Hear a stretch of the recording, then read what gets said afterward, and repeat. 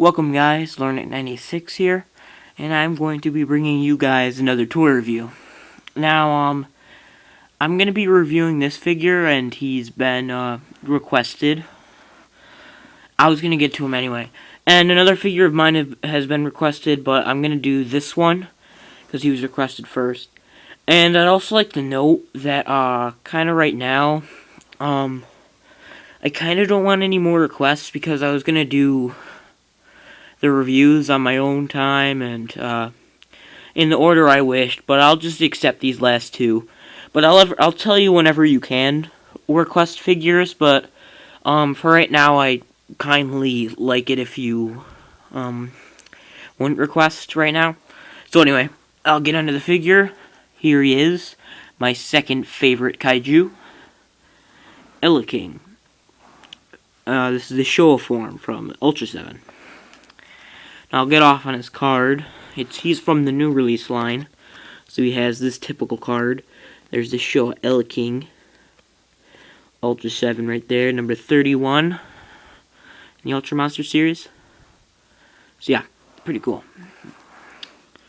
So anyway, I'm gonna get on his history, since he's pretty a wide character now that he's been shown a lot of new series lately, so I'll just do a show off right now. Now, I've never seen the full episode of Ultra 7, because I've never really seen a full episode of Ultra 7, but what I know is that he was born and raised by these two, twin alien girls, and eventually he went into this pond. Again, I don't remember the full history, and then eventually, tourists were fishing in that area, and then he popped up. So he started walking around, and then Dan, who becomes Ultra 7, used one of his capsule monsters, Miculus, and Eleking and Miculus started fighting. Eventually, Eleking won because of his electricity power, which is his main power. And a bunch of other stuff happened. I wasn't really sure because I've only seen the battle sequences. So then eventually, the twin girls are defeated, and Dan turns back into Ultra 7, before you see, a scene of the girls, in the broken down ship, and Ultra 7 starts losing to Eleking's tail, but then eventually, after the girls, the twin girls are, I don't know, knocked out or whatever, Ultra 7 ended up, breaking free, cutting off these horns, which are his so-called eyes, and then slit his throat. Well, not slit his throat, decapitated him. And that was the end of Eleking. Now, I didn't appear until Ultraman Taro, but that's a completely different, version of this Eleking. Instead, he was all fire, which, I don't know the history of that. And then, again, he's appeared in many other series. He appeared in the Battle series, the Daikaiju series, where he was one of Ray's monsters who got killed, unfortunately. And then he appeared in the Ultra Legends movie as one of the main monsters that Seven fought in the first monster he killed. And that's basically his history. I bet he's appeared in other things, but I'm not too sure. So anyway, let's get onto this figure. I'll get on to detail. Now, as simple as the design of this monster, they really made this figure very, very nice.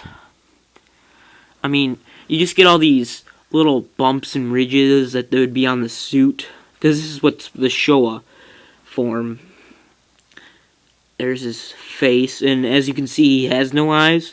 So these things spin in the episode, which are supposedly his sonar, so he can see. And they got a nice ridge back right here. Goes all the way down to the tip of the tail. His tail is extremely long, which is cool. Fortunately, they couldn't do that for other, long tail monsters. And they've got ridges. There's some, holes in his neck. I don't know what that's about. And then you can see his mouth is really weird. Just a bunch of, scales in there. Yeah, he's a weird monster. He looks like he's got, a zipper mouth. Just kind of funny. quick note, the Taro one had holes in his mouth. And yeah, so detail's pretty nice. It looks good for the figure because this is a very simple design. Onto articulation, it's really basic. The arms move 360, and they're kind of at this bent arm pose, so you can make them go like that. Oops, don't want to tip the camera over. You can make him go like this, or hands down like he's a cowboy. Simple stuff.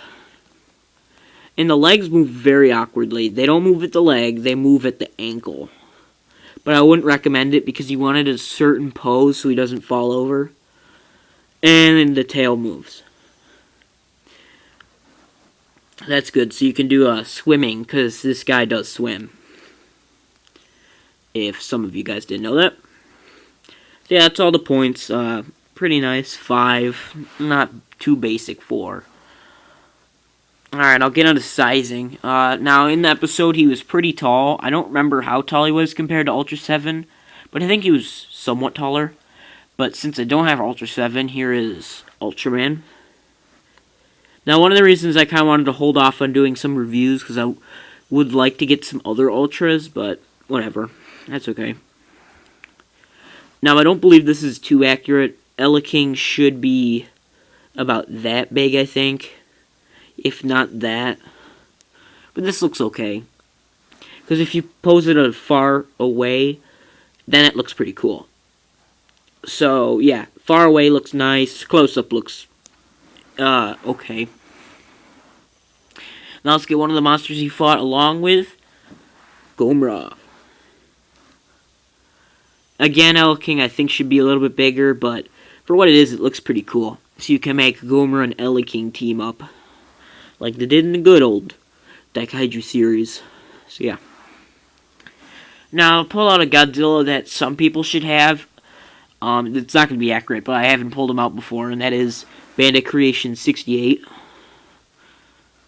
Yeah, he's taller, but I just wanted to show for people that have this guy. And here's another one people should have, the Heisei. Yeah, this is a pretty good pairing. Again, Eleking I think should be a little bit bigger, but I'm not complaining too much about this one. Looks pretty cool. So yeah, that looks nice.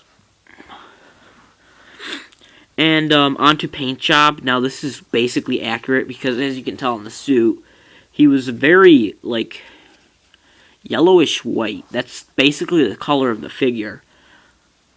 It's kind of weird coloring, but yeah, he's basically yellow white. He's got all of his tiger black stripes, which kind of looks like inky and electricity, so that's kind of cool. And then he's got the silver on the mouth, and then the silver on the top of the antennas, or whatever you want to call them. So yeah, paint job is basically accurate. I don't think there's any flaw. So, I think I've gotten most of it. So, articulation's nice. Sizing is, works with some figures. With the Ultras, it's not too good.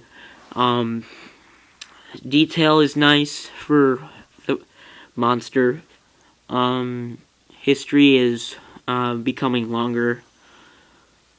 Paint job's very nice. So yeah, this is a really nice figure. A lot of people have this guy, and it's I mean, there's no freaking way why you wouldn't get him, because he's a really nice kaiju, and he's becoming a more popular one. Oh, I also forgot to mention that he also appeared in Ultraman Max, but that's a completely different version. So anyway, I'm going to give this guy a 4.5 out of 5. He's basically perfect, but the sizing is a bit iffy. But I wouldn't downgrade that at all, because he's a very nice figure to own. I definitely recommend him. Especially if you're an Ultra 7 fan, he's a really nice addition. So anyway, I hope you guys enjoyed this review. Again, you got a 4.5 out of 5. And I'll catch you guys later where I get my other requested figure done. Alright, see you guys later.